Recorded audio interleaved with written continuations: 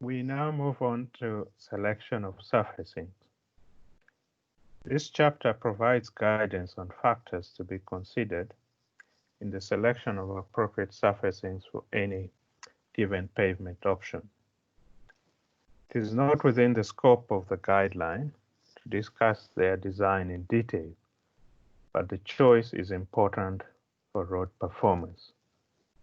Detailed design are available in your country manuals, and others like rigid pavements and district elements are not discussed in detail here.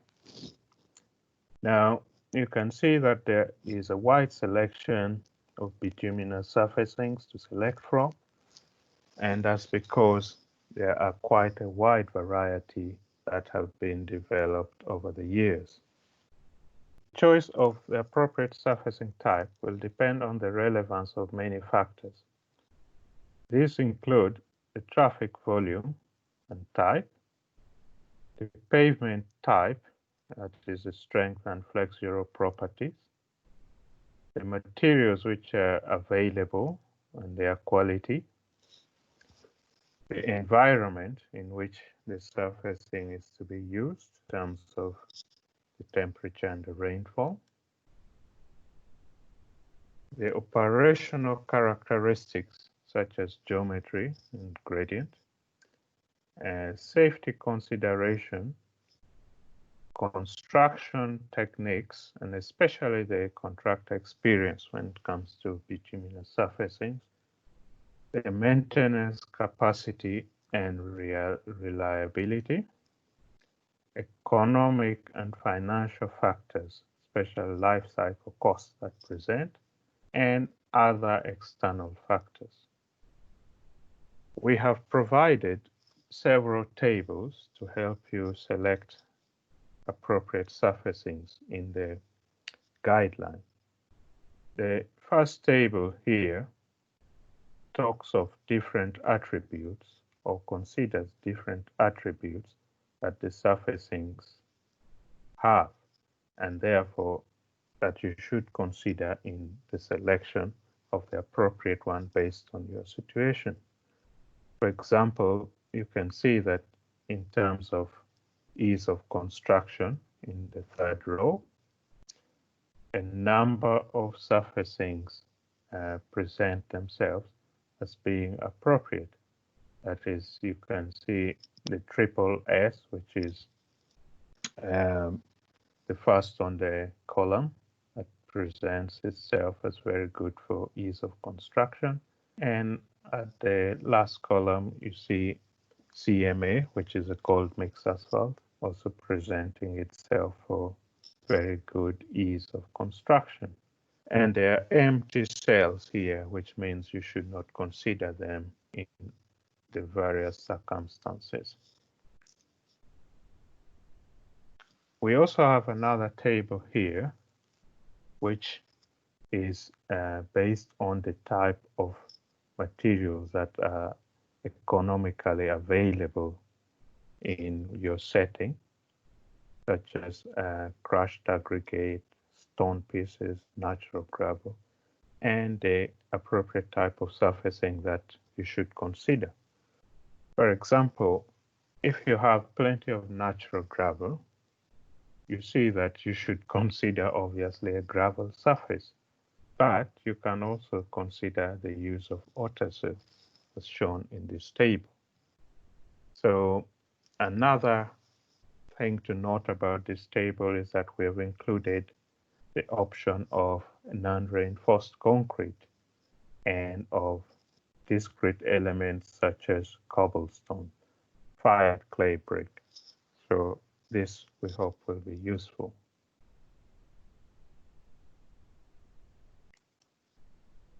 We also have a third table, which is based on the characteristic of the traffic that will use any given road and on the potential for erosion of the existing road.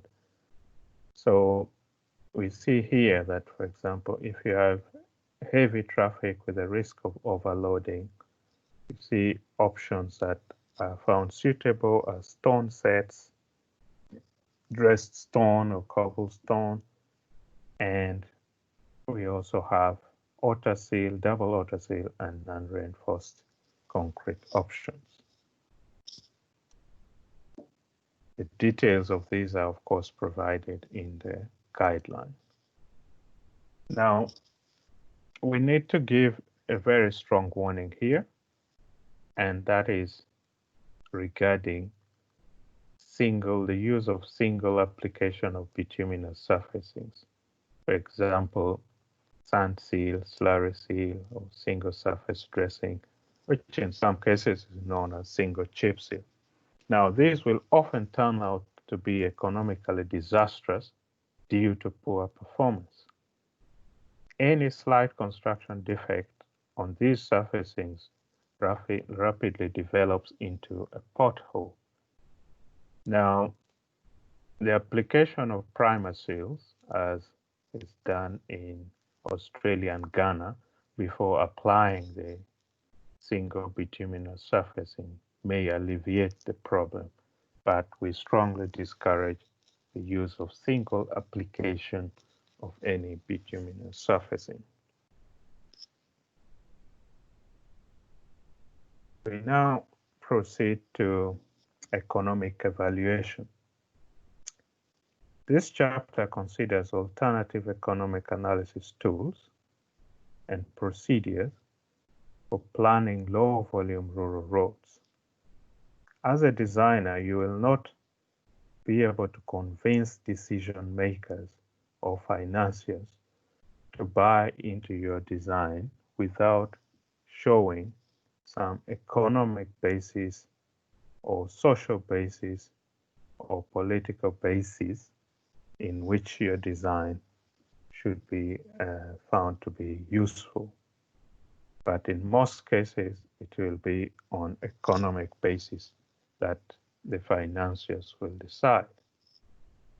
Now, the steps in selection of the right pavement design options will often be as follows. One, you will be retake. The steps in selection of the right pavement design option will often be as follows. The first step will be prioritizing which road or roads should require an intervention, and this is often done through ranking and cost-effectiveness criteria. Second step is to carry out the pavement design, and sometimes you'll end up with 2 or more options.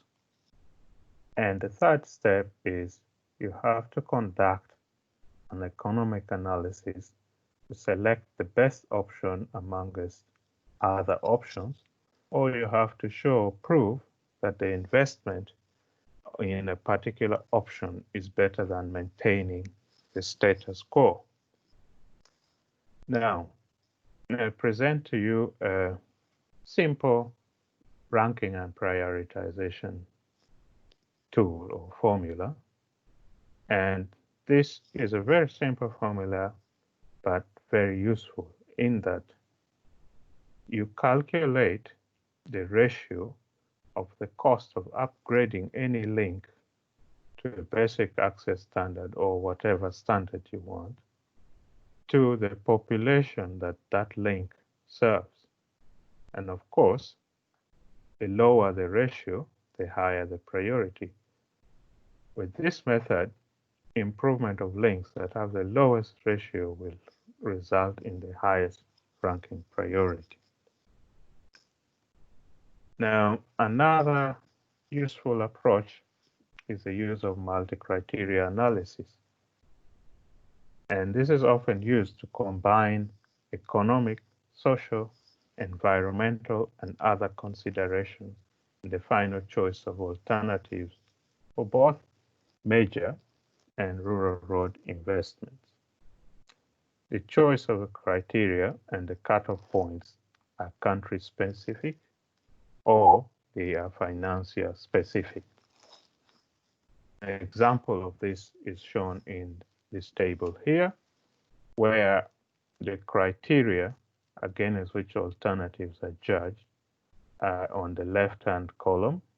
You can see that economic evaluation is one of them, environmental considerations, accessibility, and so on. So each alternative is ranked against each of these criteria, and each criteria has a weight. So the rank and the weight are multiplied to get a score, and all of these are then summed up at the bottom, and the best criteria is selected. In this case, the one with the lowest rank or lowest score of 180 would be the best. Now, going on to economic decision criteria. Economic road appraisal models often summarize the results of these economic decision criteria. And these are, for example, the net present value, abbreviated as NPV, which is calculated through discounting the costs and benefits of the project using an economic discount rate. Another criteria is the internal rate of return, also referred to as economic internal rate of return, which is calculated through estimating the discount rate that equalizes the cost and the benefit streams, provided that the IRR is above the economic discount rate, the project is viable. The last two economic decision criteria are the first year rate of return, and this is calculated by dividing the first year of full net benefits by the construction cost of the project. The first year rate of return is used to see whether the project timing is optimal. So if you use this as a criteria, it could end up rejecting a project that is even more economical and viable. The last one is the net present value divided by the construction cost. And this is used when there are budget constraints and you have to select a bunch of projects that can be carried out within the budget constraints. And therefore, this criteria becomes very useful so that the group of projects with the highest economic viability are selected. The one tool that you'll often find yourselves using is the life cycle cost analysis tool. The fundamental approach of life cycle cost analysis is to minimize the long-term cost of providing the road pavement. It is based on estimating of construction and maintenance costs of alternative designs over the lifetime of the pavement, which may range from, say, 15 to 20 years. Life cycle cost analysis that omits user costs is very unlikely to favor a paved road solution when it is compared with a gravel road option. And I urge you to take strong note of this. Now, financiers now often require proof of value for money, and they therefore require some form of economic analysis to justify investments. Fortunately, there are a range of economic analysis tools that can help you to do this. The first and foremost are simple spreadsheets, such as Microsoft Excel, and these can enable you to calculate life cycle costs, to carry out net present value calculations, internal rate of return calculations, first year rate of return, and NPV over construction cost. And there are formulae in the spreadsheet which do this in a very simple way and we have given adequate examples in the guideline. Now, the next level up is the road economic decision model, also known as the RED model, developed for simple use by the World Bank. And in some cases, as is becoming evident, the financier will often require you to use at least RED to justify some investments. And lastly, the Highway Development and Management Model, also known as HDM4. These are often required for use in justifying big investments or where there is a large-scale program of upgrading a number of roads. So how do you select which tools to use? We have proposed a system that hopefully makes it easier to select when to use which tool.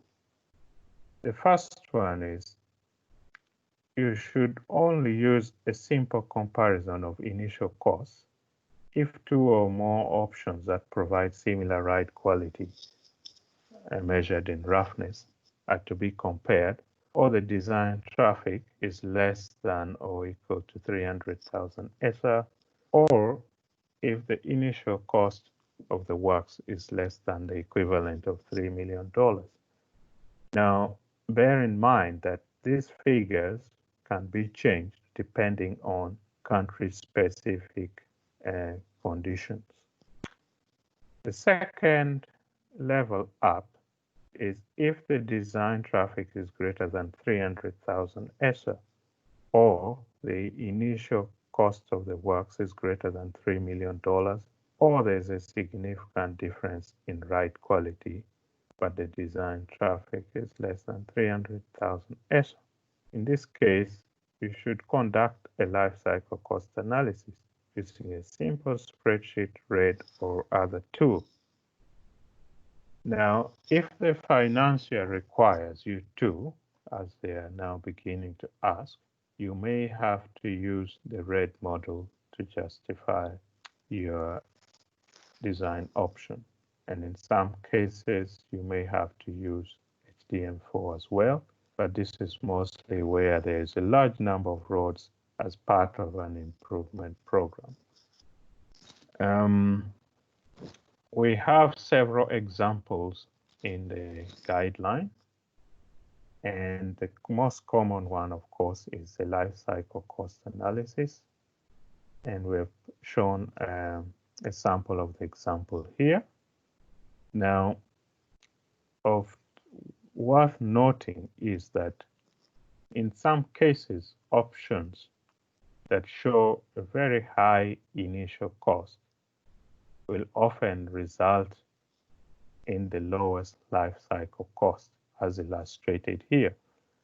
Option A, or alternative A, which has a higher initial cost, turns out to have lower life cycle cost in terms of when you compare the agency cost and the user cost. So do not be deceived by high initial costs alone. We now move on to ancillary factors. These are factors which will influence the performance of your pavement in one way or the other if you do not address them. The first of these factors are geotechnical considerations, particularly ground improvement. The second is the protection of embankments and cuttings. Third one is the management of borrow pits, and the final one is compaction.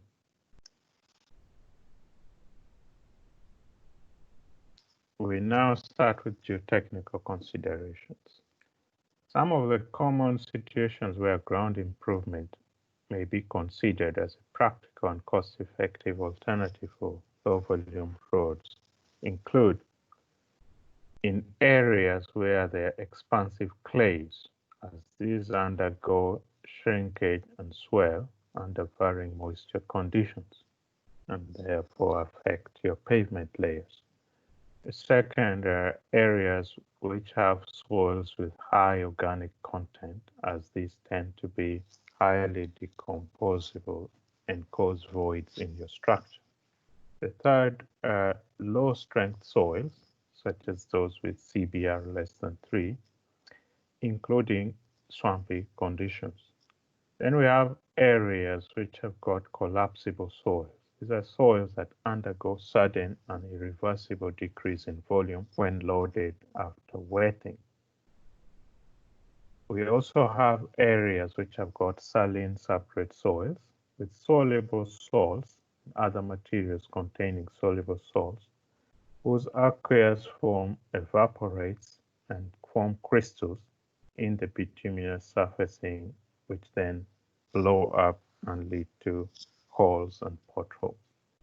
Then we have micaceous soils, where in large quantities they pose compaction problems. And we've got other areas with dispersive and erodible soils. Improvement techniques include excavation of the deleterious material and backfilling with inert material. Then we also have pre-wetting, surcharge or pre-collapse with heavy compaction, especially for collapsible soils. Then the third option is to provide adequate drainage. In fact, this must be provided in all cases. And this can be lateral barriers as well as vertical barriers. Lateral barriers include having a layer in the pavement which cuts off any moisture rise to the upper layers. And of course, the vertical includes side drains and subsurface drains. We also have chemical treatment with lime and cement, then treatment with gypsum for dispersive and erodible soils, and the use of geosynthetics, though this could be quite expensive, and where possible, realignment should be considered. Now, protection of embankments and cuttings. If embankments and cuttings are not protected, the slopes could erode and cause collapse of the entire pavement structure. Therefore, the correct embankment and cutting slope angles, matching the soil types and the appropriate height of either the cut or embankment should be used. Appropriate bioengineering, that is a selection of correct plant types, the climatic region and soil types, should be applied, and that is planting of these plants on the slopes. And the use of walls such as gabion walls, dry stone walls, or mortared masonry could also be considered. But gabion walls are particularly good in that they can be easily constructed by labor, and they are good in areas where springs may occur. Then the use of concrete retaining walls, though quite expensive, and the final option is to consider realignment. Now, we now look at borrow pit management. Now, borrow pit management is a very important aspect of road provision. That is because of the scarcity of good materials that are experienced in many settings these days. Now, management of material sources is essential to ensure that the best quality available materials are used in the top layers of the pavement structure. The materials often occur in thin seams, and therefore the equipment operator should pay great attention when extracting material, because if that attention is not paid, material that does not conform to your design will end up in the road and the road will fail. Then An awareness of the potential damaging effects that borrow pits and quarries pose to the community should also be considered. In some cases, borrow pits left open have caused drowning of people and animals. Then the safety of workers and equipment operators is equally important. The drainage of borrow pits to prevent drowning and especially breeding of disease vectors such as mosquitoes is also important, and the minimization of dust pollution. I will share with you this slide, which shows how you can stockpile different types of materials that you encounter in a borrow pit. You can see here that if the topsoil is stockpiled in location A, shown in green, and other subsoils are stockpiled in location B and C, and the gravel for construction stockpiled in location D, they can easily, the topsoil and the subsoil and topsoils can be easily reinstated after construction is finished, and that allows regrowth of vegetation. Also, compaction is another important factor that can influence your design. We see from this chart here that any increase in the number of passes of a compaction roller results in increase in density and stiffness of the pavement. And we also see on the right-hand side that this increase in stiffness can result in a significant increase in the life of the pavement. We therefore urge that compaction control should be considered significant. In summary, therefore, I wish to remind you all of the following. Use materials sustainably. Consider availability of local materials in selecting appropriate design methods.